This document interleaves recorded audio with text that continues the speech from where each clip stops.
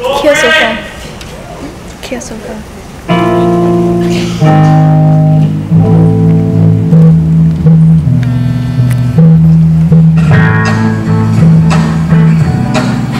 It's summertime and living is easy. The birds are jumping and the Something for you and Angie. You don't have to. It's good wine imported from France, and I thought you'd like to try it. I don't drink wine anymore. I can't afford such luxuries. You used to enjoy it when you were younger. Angie's too young for alcohol. But well, I guess I can't blame you. You haven't been down to see her all these years. Perhaps you don't even remember how old she is. I do. It's just a little bit wouldn't hurt. We've had our dinner time. I'm having a cup of tea. You can have some bread. I'm not hungry. The wine's fine. All right. What do you mean you didn't know I was coming? Maybe because I was taken by surprise to see someone like you standing in front of my doorstep on a Saturday night with an expensive bottle of wine. But you were the one who asked me to come. And why would I do that? Angie told me herself on the phone. She said you had asked to call on your behalf. And do you actually believe her, sister? So I assume it was Angie's idea. What did she say? She said you wanted to see me. It was a few weeks back. How was I supposed to know it was a ridiculous idea?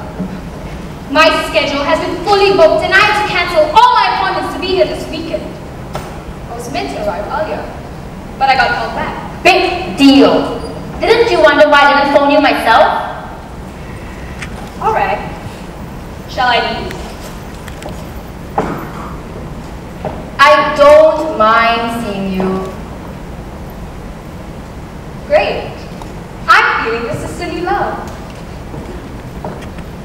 You should come and see Angie whenever you can. I'm not stopping you. You're the one who went away, not me. I'm right here where I was. Thank you. And probably for another few years ahead. That doesn't come as a surprise, does it? Alright. Alright. Let's not rack up the past, shall we? Care for a drink?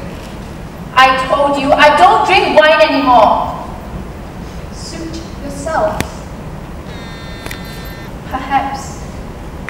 Just a small one then. Pour into my cup. I finished the tea already. Why can't I just visit this family without any of this nonsense? You were the ones who left the child so easily. You were quick enough to take her. What? You wanted her, Joyce. Or what? Have her put in a home? Or even better, have some stranger take her? And all this while, her mother was alive and kicking somewhere. You couldn't have one, so you took her. It was because I took her that I couldn't have one. I didn't force you to take her. Was there even a choice back then? I could have taken her with me. You never wanted to take her, Marley. It's no use coming back now and saying, I know of a few women sitting on managerial positions, able to cope both domestically and in the work sphere.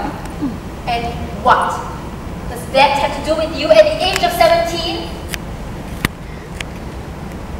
I needed a good job. There's a good pay. So I took my life for the baby. You came back from America and I had no idea why. But you were crying. Uncontrollably. You said you weren't going to keep it. You don't know what happened in America. Oh, you mean get pregnant? Don't! I don't know, so why couldn't you explain? There's nothing more to explain. For someone so clever, you were the most stupid. Getting yourself pregnant in America? Not going to the doctor? Not tell? You said you wanted it. You said you were glad. I remember the day very clearly. You said you wanted it. So what are you saying, sunshine? You don't want her? I didn't mean that. Good, because I will take her. You wouldn't even know how to begin looking after her. Do you want her? Yes. She's my child. Then what were you doing?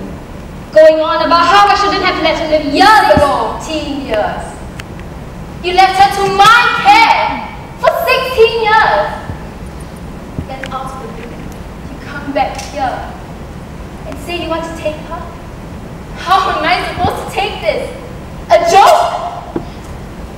I said you were lucky. You couldn't have one, so she was the only hope. When Angie was 6 months old, I was pregnant. So tired looking after your goddamn baby. I lost my own. I told you. You never told me. I did! I forgot. Well, it doesn't matter now. Since when have you ever cared? All you ever cared for was yourself. Just stop, alright? Just stop trying to get Angie away from me. You don't deserve her. Don't you hate her? Doesn't she remind you of everything that has happened? I do. I hate her sometimes. That look of defiance. How do I put it? It looks exactly like yours when you were younger. She reminds me of my unborn child. Gone. But yes, I do love her. I want the best for her. I treat her like my own. Then stop pushing the blame to me if she means that much to you. You are mad. I said it before and I'll say it again. We don't need you, we never did. I come down here after 6 years and all night you've been saying I've not been coming down enough. And when I finally did, you become so bitter.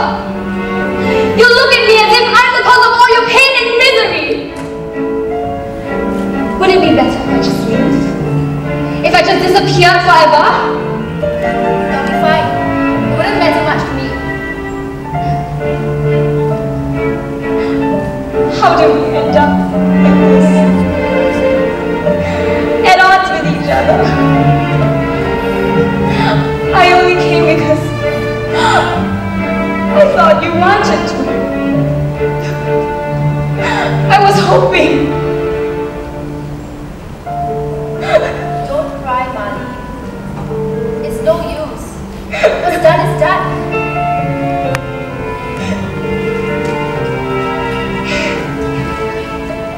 Marley?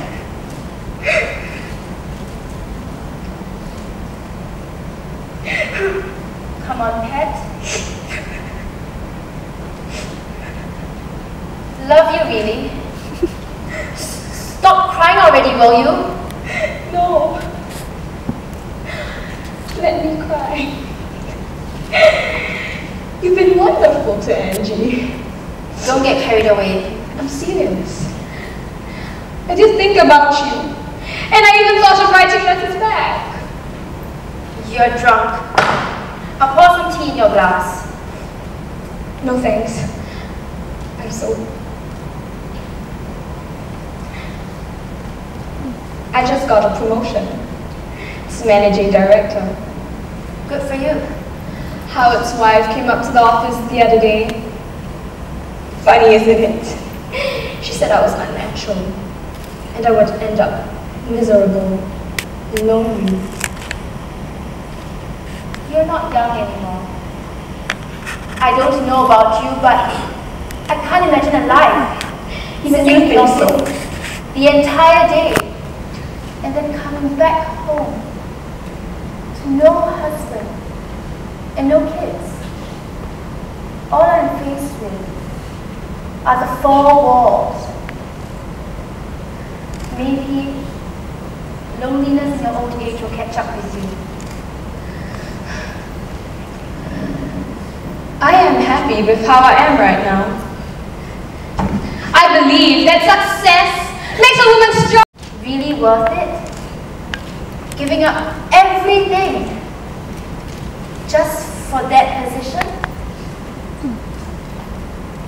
Perhaps. I may be horrible, but I wouldn't want to be someone else's little woman, waiting on him, cooking meals for him in the kitchen, hoping he'd shower that muzzle of love on me. Love is a lie. It's a fairy tale cooked up by some delusional moron out to cheat young little girls.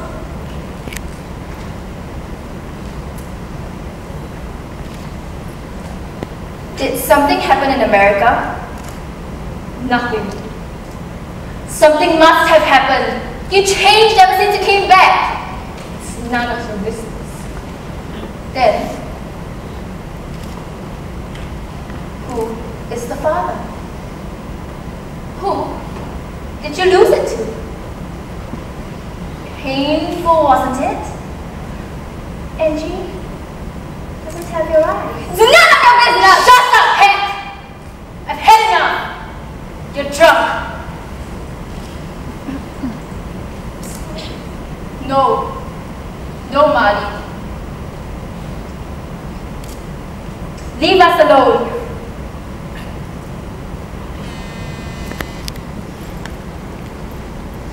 Hush now, my baby, be still, love, don't cry.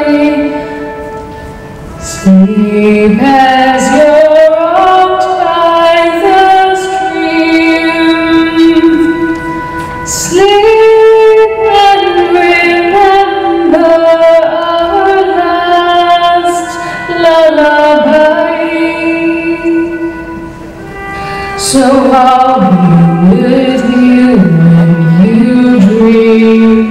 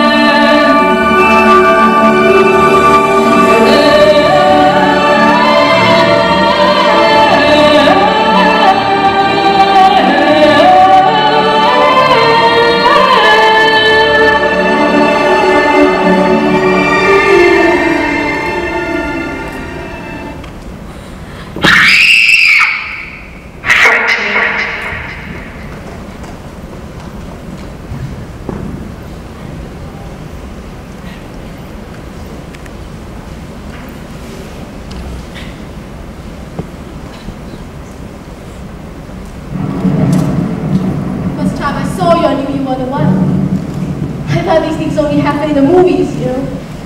Pounding heart, sweaty hands, and shaky legs. I was making a delivery around First Avenue when it started pouring heavy rain. So there I was, teeth chattering, freezing cold. And then you came up to me. You looked me straight in the eyes and said, "Need a jacket, miss?" You sent me flowers for weeks and said you loved me forever. 3 months later, we're getting married. God, it sounds so stupid, Marty. It's such a corny romance. But real life never ends with how you think it's going to be. You think it's going to be one big, happy fairy tale. And then one day you wake up in an average little house, living an average little life, and your real dreams are about paying the bills and maybe someday getting a bigger TV. As you realize that maybe that wasn't the life you wanted. You realize that maybe you wanted something different. And maybe I actually could have lived with all that. And then one day it all just slips. It starts with something small. Lipstick on the collar. Nights when you come home a little late. Because I tell myself that I'm crazy, that you would never do such a thing. And just to ease my mind, one night, I followed you as you leave the office. I followed you to the city hotel where you meet that girl. And my home falls apart. I asked myself, how could you do this to me? How could you abandon me for that bitch? Cool. You've joined the ranks of my father. You've starved a woman out of me.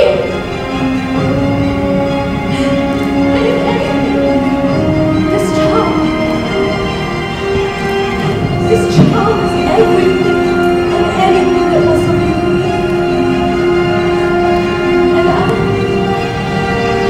And I don't want to know it or do anything about what you become. I'll nip it in the bud because knowing you was the worst mistake I've ever made. So I come home and I cry for hours in the kitchen. I get the gun from the drawer in the bedroom and I tell myself that if this is all that life has to offer me, then I can do without.